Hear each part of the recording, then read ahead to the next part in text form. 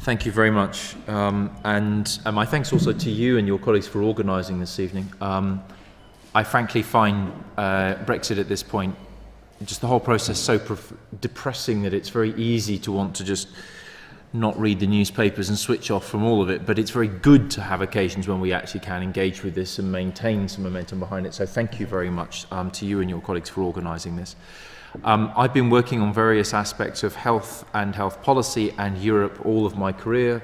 As a civil servant, I work for the European Commission. This is one of the few rooms where I can say that without some fear of my safety.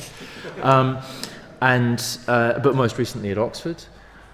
And health is a very interesting area from the point of view of European policy, because if you ask even most European specialists, they'll say, well, but health is a national issue. There's no impact of Europe on health. And it's just not true. And for any of you who had a chance to have a look at the paper, we went through an analysis. Mike's a co-author on that. We decided to say, well, beyond the fears, let's do a real breakdown. And the WHO, the World Health Organization, has a set of dimensions of health systems. And we took each of those and we looked at, well, what is the consequence of Brexit for the NHS? And the short answer is there are consequences across all of them. Every single dimension of a health system, partly because, of course, a health system is not just a thing in isolation. It exists within a society. It exists within an economy. It depends on free movement. It depends on science for reasons that have already been outlined. And so we set out three scenarios. We set out a soft Brexit, the sort of the Norway option. We set out a hard Brexit, the Canada option, and what we called a failed Brexit, where we crash out without any kind of agreement. And one thing I want to underline now, and maybe we'll come back to later, colleagues, that isn't off the table yet. There is no agreement on transition. There is a provisional agreement where Barnier and Davis put up a great image of all of the bits of green and white. And the point is, it wasn't all green. There is still a long way to go, and Northern Ireland is just part of that. So we put out these three scenarios, and I can say as much more about that as you want to, but the key message was very simple. Any scenario of Brexit has a negative impact on the NHS, and the harder the Brexit, the worse the impact. And that ranges across all sorts of areas, and I'm saved time because some of them have already been highlighted. This health service in the UK is the most dependent upon overseas workers, both from within Europe and outside Europe, of any health service in Europe. We always have been. We've always depended. That's part of what the Windrush generation was about.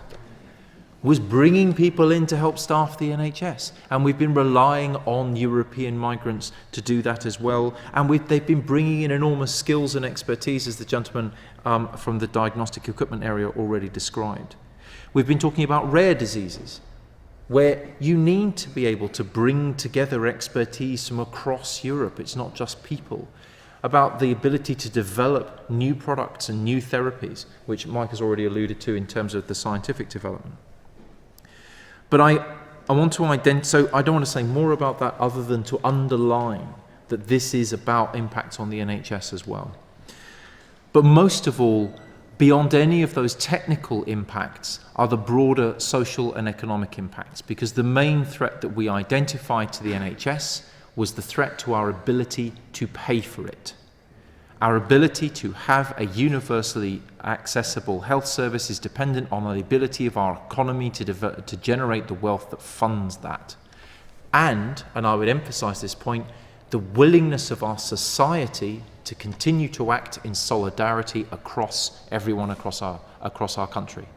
When the Labour government originally put in place the National Health Service, it was revolutionary, and it created a contract.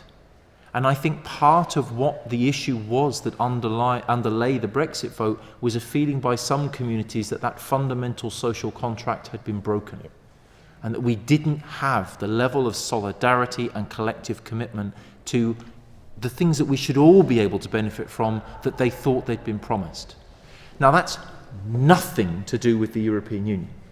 That is to do with austerity and inequality and a failure to direct public services and public funds where people move.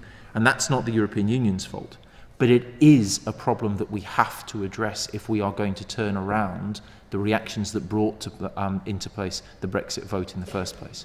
So there is an impact on the NHS. It is critical, both for people living here and for pensioners relying on funding from the NHS and access to health services who are British and have retired elsewhere in Europe. But most of all, I think, it's a touchstone of the social issues which underpin the Brexit vote in the first place.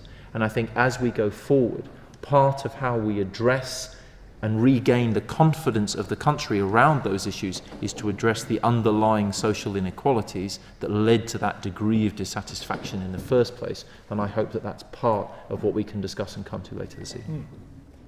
Thank you.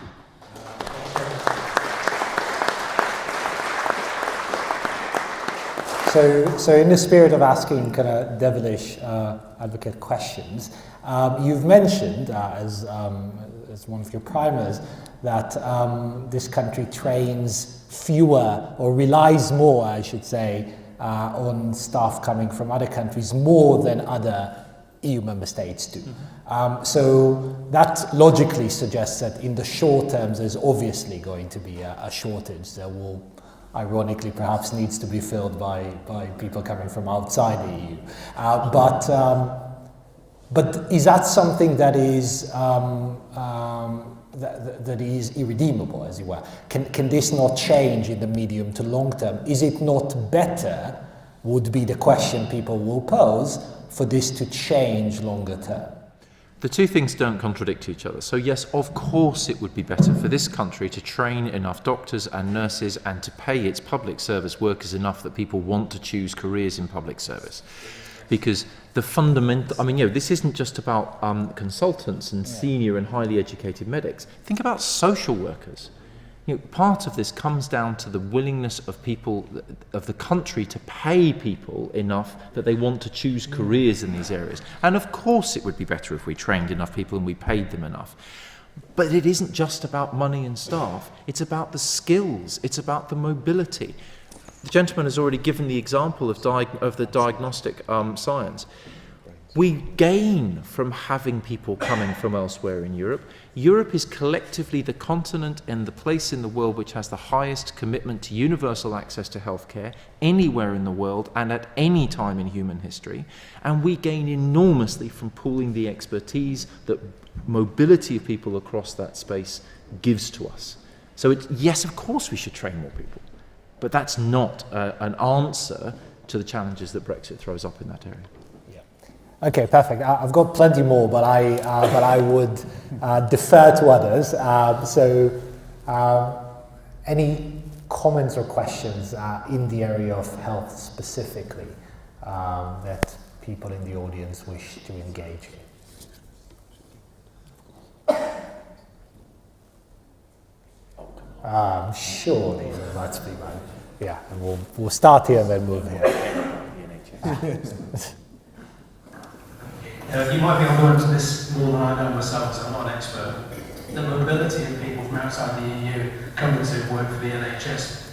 I think it was Dan Hammond said last week, great, we can bring people from India. And I pointed out saying that there's a bit of a problem there because it's 9 hours away for a start off, costs a lot of money which people don't have. And if you want to get young sort of single females to come and work here, culturally it's not the norm. So attracting people here who can actually go back and see their families at weekends or once a month or something, which you can do in the EU. How can you attract people from further away? Do you want to come? Do you want to collect a few things? Yeah. If that's all right, we'll try and get through a few and then. But note those down. There's another lady here, I think. Do you?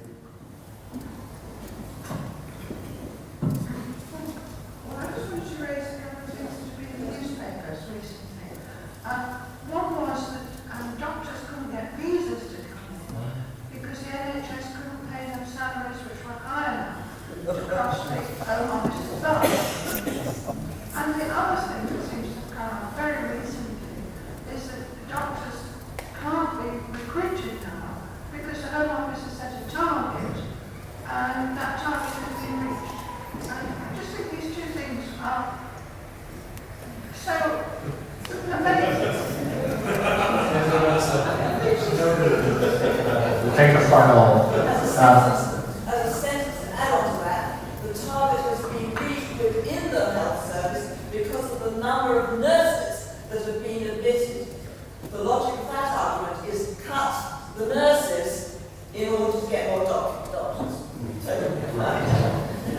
is there a final contribution before I turn back to Nick? As there's somebody in the back.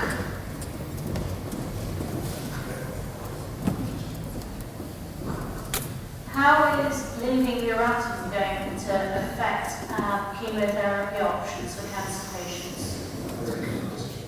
Okay, I think you've got your hands full now, so go at it. Let me take it in order of. So let me start with the lady over here and the insanity of the immigration approach. I hope you're not expecting me to to come up with some kind of an answer to that, because I don't have one, frankly.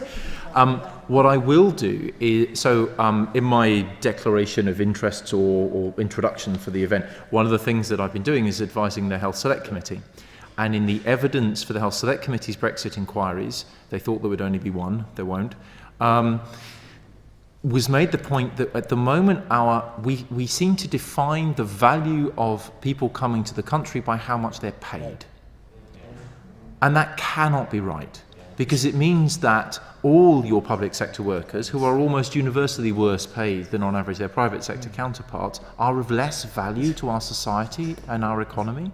And so the point was made that we should have some kind of public sector weighting, needs weighting within immigration. And that would be sensible, but it would also be a sticking plaster, because what we need to address is the mentality that somehow people coming to the country is a problem. That's a wider issue. On the whole point of how this works in terms of people coming from India, from the Caribbean, from the Philippines, from the other places that the John Radcliffe Hospital is currently desperately trying to recruit nurses from, you've eloquently described the human difficulties of this. There is another wider issue. The UK has been front and centre for the World Health Organization for decades now, as basically robbing developing countries of the trained staff that they need for their health systems. This isn't just about us. This is about India and the Caribbean and the Philippines. They need those nurses. They need those doctors. And so there is you asked earlier, Ruby, about can't we just train people? Yes. Absolutely, we should be training people, and not just for us, but for these other countries. Yeah. But in the short term, and by the short term I mean at least the next decade, that's not an answer. And we're going to have to either live with a woefully understaffed NHS that we are then spending more money to hire contract staff to cover the gaps of, or we will end up creating exactly these kinds of problems.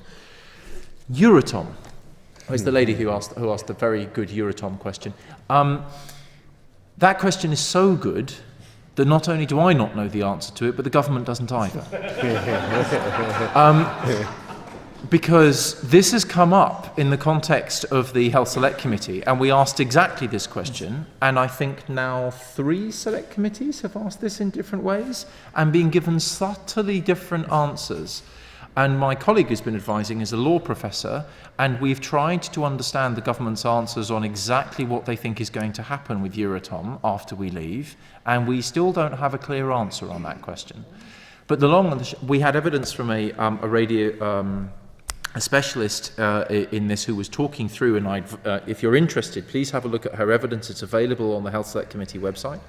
And she's talking about the fact that some of these isotopes decay over a number of hours.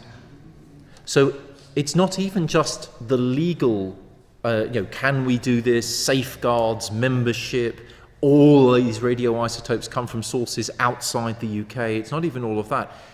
Just imagine if this particular transit mechanism is stuck at Dover for 5 hours. Yes. Half of the radioisotopes of the NHS has paid for you begin to lose the effectiveness of that. So it comes down also to the sheer logistics of not just what is happening within the specific regulatory environment for Euratom, but also the wider, what on earth is our future relationship with the rest of Europe, which impacts obviously on business, on the wider economy and all of those processes.